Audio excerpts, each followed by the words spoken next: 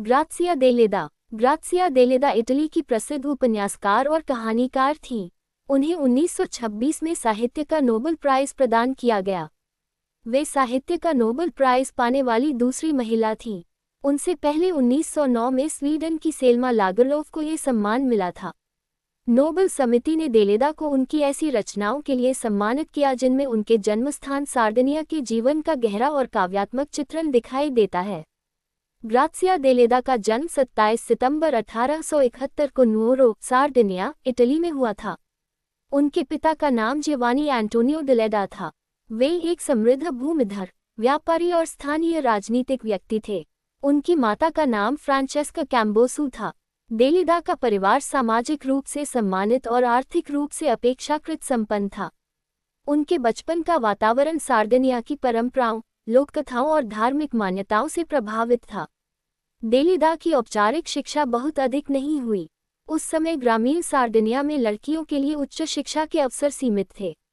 उन्होंने घर पर ही पढ़ाई जारी रखी और साहित्य, इतिहास तथा धर्म का अध्ययन किया। किशोरावस्था से ही उन्हें लिखने का शौक था। उन्होंने बहुत कम उम्र में कहानियां और कविताएं लिखना शुरू कर दिया था। उनकी पहली रचनाएं स्थानीय पत्रिकाओं में प्रकाशित हुईं। शुरुआत में उनके लेखन को लेकर परिवार और समाज में कुछ संकोच था, क्योंकि उस समय एक युवती का सार्वजनिक रूप से साहित्यिक जीवन अपनाना सामान्य बात नहीं थी। लेकिन देलेदा ने आलोचनाओं की परवाह नहीं की और लगातार लिखती रहीं। उनके साहित्य में सार्डिनिया का ग्रामीण जीवन सबसे महत्वपूर्ण विषय बन गया। उन्होंने वहां के किसानों, चरवाहों, परिवारों, धार्मिक विश्वासों और सामाजिक परंपराओं को अपनी कहानियों में जीवंत रूप दिया। उनकी रचनाओं में प्रकृति केवल पृष्ठभूमि नहीं है, बल्कि कहानी का एक महत्वपूर्ण हिस्सा बन जाती है। उनकी प्रमुख रचनाओं में अलायस पोटलू, ashes, reeds in the wind और द मदर शामिल हैं। उनकी कहानियों और उपन्यासों में प्रेम, अपराध, पाप, पश्चाताप, धर्म, भाग्य और मानवीय संघर्ष जैसे विषय प्रमुख हैं। देलेदा के पात्र अक्सर अपने भाग्य और सामाजिक परिस्थितियों के बीच संघर्ष करते दिखाई देते हैं।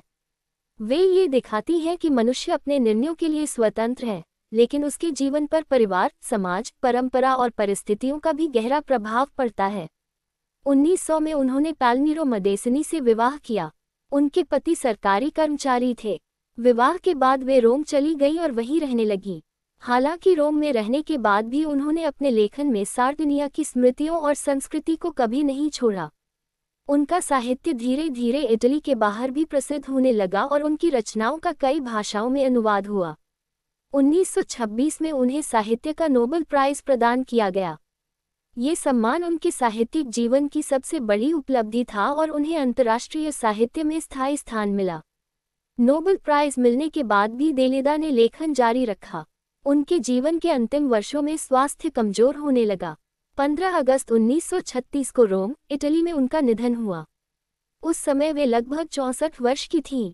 ग्रात्सिया देलेदा की सबसे बड़ी विशेषता ये थी कि उन्होंने सार्डिनिया जैसे अपेक्षाकृत छोटे और दूरस्थ क्षेत्र के ग्रामीण जीवन को विश्व साहित्य का हिस्सा बना दिया।